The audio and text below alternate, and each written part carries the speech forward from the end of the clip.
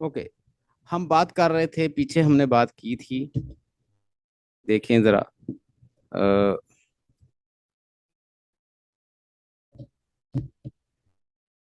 यहाँ पे कि ह्यूमन नेचर जो है वो हमेशा बदलती रहती है। ह्यूमन ह्यूमन नेचर फिक्स नहीं है। रेमंड विलियम उनको क्रिटिसाइज करता है, जो कहते हैं कि नेचर जो है वो कांस्टेंट है, वो वैसी रहती है। मतलब रोमन ग्रीक्स में जो लोग थे आज भी वैसे ही हैं। जो रोमन ग्रीक्स के मसाइल थे वो आज भी वैसे ही। वो कहता है नो, एक सोसाइटी नहीं, दूसरी सोसाइटी, तीसरी, इवन के जो मॉडर्न सोसाइटी है यहाँ तक तो बहुत चेंजेस आ गई हैं। ट्रेजिडी को भी चेंज होना चाहिए। ट्रेजिडी की डेफिनेशन आपने फिक्स की हुई है।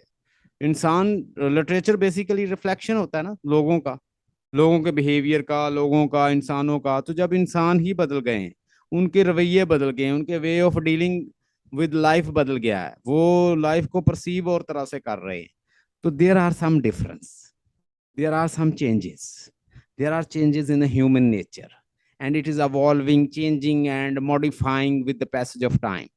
So why don't you accept there are changes in the society, there are changes in people, there are changes in the human nature. Human nature is not fixed, permanent and constant. Rather, it's being changed. It's changed from Roman Greeks to present age. There are a lot of changes, and there, if natures are changed, if human nature is changed, definitely literature will be changed according to the nature of people. They are perceiving another way. They are dealing with life and with another way.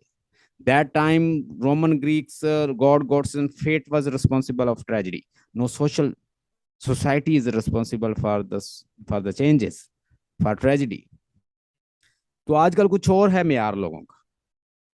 यहाँ पे वो कहता है order and disorder, इसके अंदर भी ये चीज, ये पॉइंट हम डिस्कस करेंगे, ये असाइनमेंट के अंदर डिस्कस होंगे। इसका स्नैपशॉट ले लें। ऑर्डर और डिसऑर्डर को हम यहाँ डिफाइन करेंगे, डिस्ट्रक्शन ऑफ हीरो को डिफाइन करेंगे, इररिपेयरेबल एक्शन क्या होता है इसको डिफाइन करेंगे, द इम्फेसिस ऑफ इवल को हम डिफाइन करेंगे इसके अंदर। वो कहता है कि order and accident. Order and accident क्या है? बहुत सारे लोग, कहता है कि कुछ लोग आजकल भी, कहता है कुछ लोग क्या कहते हैं, कहते ऑर्डर और एक्सीडेंट को, मतलब बहुत सारे राइटर, फिलोसफर, क्रिटिक्स ये कहते थे कि ऑर्डर और एक्सीडेंट, एक्सीडेंट जो है वो कोई मानी नहीं रखता। मतलब आम बंदे का एक्सीडेंट जो है वो कोई ट्रेजिडी कॉज नहीं करता। Every event has response. और रेमंड विलियम कहता है कि हर इवेंट जो होता है उसका एक रिस्पॉन्स होता है। अगर आप किसी इवेंट से इनडिफरेंस शो करते हो, ला ताल्लुकी शो करते हो, it is also a kind of response. Conventional concept ये था कि tragedy does not accept accident as a tragedy. तो यहाँ पे हमारा राइटर क्रिटिक, जो सोशल क्रिटिक है रेमंड विलियम, जो एक मार्क्सिस्ट है, वो कहता है, वो डब्ल्यू बी यीट्स और हीगल को रिजेक्ट करता है कि यहाँ पे ट्रू ट्रू सिंपथी होती है, मेयर सिंपथी होती है, आम बंदे की ट्रेजिडी नहीं होती, खास बंदे और रॉयल की ट्रेजिडी होती है। He rejects because common man also is a human being, and there are certain classes they are, वो क्या कर रही हैं, इस्तेहसाल कर रही हैं लोअर क्लासेस का। तो पहले इस्तेहसाल हो रहा है। तो जो आम बंदा है उसकी भी ट्रेजिडी होती है। जब उसकी डेथ होती है तो उसके साथ बहुत सारे लोग जुड़े होते हैं, चाहे उसको कोई रिस्पॉन्स दे रहा है या नहीं दे रहा, it's also still it is having tragedy. उसके पेरेंट्स, उसकी वाइफ, उसके बच्चे, उसके फ्रेंड, उसके दोस्त, वो सारे लोग भी तो रिलेटेड होते हैं। And it it also cause, it causes tragedy, और ये भी ट्रेजिडी का सबब बनता है। रिस्पॉन्स आए या ना आए, still it is having tragedy. Order and accident, कुछ लोगों ने इसको रिजेक्ट किया, उसमें यीट्स भी शामिल है, उसमें हीगल भी शामिल है, तो वो उनको डिस्कार्ड करता है, उनके कॉन्सेप्ट को। The destruction of hero. अच्छा जी, हर कहता है abstract belief of Greek, Marlowe, Shakespeare and Webster, इनके हवाले देता है। कहता है कि इस दौर के अंदर अगर हम ट्रेजिडी को स्टडी करते हैं, ग्रीक को स्टडी करते हैं, एडिपस रेक्स को, मार्लोव की डॉक्टर फास्टर को स्टडी कर लें, या जो उसने और लिखी है, जियो ऑफ माल्टा लिखी है, चैम्बरलेन, और इस तरह की जो भी उसने लिखी है, यानी आप जो भी उसकी, आप जियो ऑफ माल्टा अगर स्टडी कर लें, वो भी मैंने उसके ऊपर भी लेक्चर दिया। तो ग्रीक ट्रेजिडी में आप देखेंगे कि एक अपना उनका ऑर्डर डिसऑर्डर को रिप्लेस, यानी डिसऑर्डर को खत्म करने के लिए जो एब्स्ट्रैक्ट बिलीव है उनका अपना है ग्रीक ट्रेजिडी का। मार्लो का अपना था उस एज में। शेक्सपियर के दौर में अपना था, वेबस्टर के दौर में अपना, जो उसने ट्रेजेडी लिखी। And this believe is external force that correct the disorder in society. और सोसाइटीज के अंदर कुछ एक्सटर्नल फोर्सेस होती हैं जो उस वक्त डिसऑर्डर को कंट्रोल कर रही होती हैं या उसको ऑर्डर में लाती हैं, उसको राइट डायरेक्शन दे रही होती हैं। Each culture has own meanings of order and ingrafted in their own cultural setting. हर जो दौर है, हर कल्चर है, उसने उस ऑर्डर, उसको मीनिंग दिए होते हैं। रोमन ग्रीक्स ने फेट, गॉड गॉड्सेस को दिए। आप मिडिवल एज में चर्च के पास आ गए, वो रूल कर रहा है। एलिजाबेथन एज में या रेनेसांस एज में किसके पास आ गए? ह्यूमनिज्म के पास, ह्यूमंस को वैल्यू दी जा रही है। शेक्सपियर और इसी तरह so on so fourth, her society culture ने अपने अपने मीनिंग्स दिए हुए थे उस ऑर्डर को, जो डिसऑर्डर को ठीक करता था।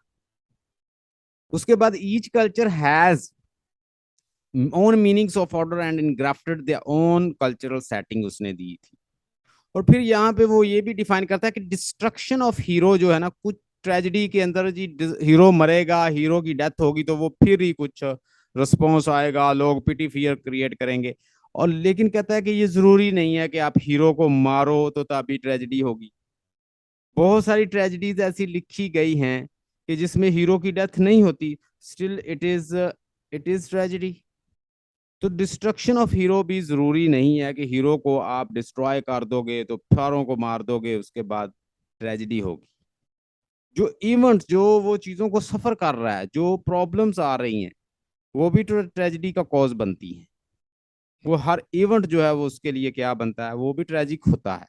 आप अमेरा अहमद को पढ़ें, उसके हीरो को पढ़ें, वो कैसे सफर करता जाता है, करता जाता है, और अल्टीमेटली ग्रेजुअली वो डाउनफॉल की तरफ जा रहा है। तो वो जो इवेंट्स आ रहे होते हैं उसकी लाइफ में, they are also causing tragedy. irreparable action, real tragedy occurs in the period of the conflict. Ancient tragedy shows that what happens to the hero, ancient tragedy ये दिखाती थी कि क्या हीरो के साथ होता है, but modern tragedy shows what happens through the hero. Hero किन किन फेज से गुजरता है, उन फेजेस को दिखाया जाता है कि हीरो के थ्रू क्या क्या हो रहा है, हीरो कहाँ जा रहा है, किधर जा रहा है, कौन फोर्सेस उसके साथ कॉन्फ्लिक्ट में हैं, वो फोर्सेस वो कैसे ट्रेजेडी उसके ऊपर ला रही हैं, वो उनको उनको फेस कर रहा है, उनके साथ लड़ रहा है, उनको उनको मैनिपुलेट करने की कोशिश कर रहा है वो खुद। We are addicted to confine our attention. और हम लोग चूंकि रोमन ग्रीक्स और उनके लिटरेचर को और ट्रेजेडी को इसी तरह सिलसिले में चलता देख रहे हैं, मतलब रोमन ग्रीक्स में भी एक हीरो होता था, उसके साथ जब तक वो मरता नहीं था तो उसके वो गुजरता नहीं था मसाइल से, तो हम मानते नहीं थे ये ट्रेजेडी। वो जी मेडिवल एज में भी ऐसे ही हुआ, अब शेक्सपियर के एज में भी ऐसे हुआ, सेकुलर एज में भी ऐसे ही हुआ, न्यू क्लासिकल एज में। तो हम एक हीरो के ऊपर सारा फोकस कहता ले जाते हैं, इस तरह हम कन्फाइन कर देते हैं, लिमिटेड कर देते हैं, बहुत महदूद सा कर देते हैं यहाँ अपने एक्सपीरियंस को। क्योंकि एक ही बंदा सफर कर रहा है, एक ही बंदा आल इन आल हो रहा है, तो हम ये कहेंगे कि बस इसी तक ही ट्रेजेडी महदूद है। लेकिन ट्रेजेडी बिखर जाती है। अब जो मॉडर्न है तो वो और भी करेक्टर उसके अंदर आ जाते हैं, लोग भी आ जाते हैं, उनकी सफरिंग भी दिखाई जाती है। वो एक बंदे तक महदूद नहीं रहती है आजकल जो ड्रामा ट्रेजेडी बन रहे। वी आर एडिक्टेड, हमें एक आदत पड़ी हुई है to confine our attention to the hero, कि हीरो तक हम लिमिटेड कर देते हैं। So we unconsciously limitize our self to one kind of experience. तो फिर हम अपने एक्सपीरियंस को भी लिमिटाइज कर देते हैं। That is not irreparable in tragedy. Death को दिखाया जाता है कि ये इररिपेयरेबल है। ट्रेजेडी के अंदर डेथ गिव कहता है कि डेथ जो है वो तो लाइफ देती है, मीनिंग मीनिंग देती है जिंदगी को। अगर डेथ ना हो तो आपको पता ही ना चले लाइफ क्या है। अगर डेथ ना हो, कहता है कि वो तो पता ही ना चले कि जिंदगी की इंपॉर्टेंस क्या है। इसलिए हर एक चीज का वजूद जो है वो दूसरे को क्या करता है, उसको वैल्यू दे रहा होता है। Tragedy does not and with the death of hero, rather it ends with the certain other religious dogmas. वो कहता है कि ट्रेजेडी जो है वो हम ना डेथ कर देते हैं कि हीरो बस मर गया, बस उसके बाद एंड हो जाती है। मैंने जितनी भी ट्रेजेडी देखी है ऐसे ही होता है, वो उसकी मौत के ऊपर हम सारे एंड करके सारे ढेर हो जाते हैं, उसके बाद ही ट्रेजेडी खत्म होगी। लेकिन कहता है कि अगर आप सोसाइटी में देखो तो ऐसे तो नहीं होता। जब किसी की डेथ होती है तो वह हम देखें अपने सोसाइटी में, उसके कॉल करवाए जाते हैं, उसका वो चलीसमा करवाया जाता है, और वो जो एक प्रॉपर ऑर्डर है उसको फॉलो किया जाता है। हमारे मतलब रिलीजियस सेरेमनी जो फ्यूनरल सेरेमनी, रिलीजियस सेरेमनी, और उसके बाद बहुत कुछ आगे भी चलता रहता है। तो कहता है it does not mere end on the death, it further proceeds in our society. उसको तो डिस्कस ही नहीं किया जाता। The emphasis of the evil, और ईवल के ऊपर एम्फेसिस किया जाता है कि ईवल जो है वो बस एक ईवल दिखा दी जाती है, वो हर वक्त मतलब वो फोकस रहता है हमारा उसके ऊपर। तो इस तरह लिमिटेड कर देते हैं हम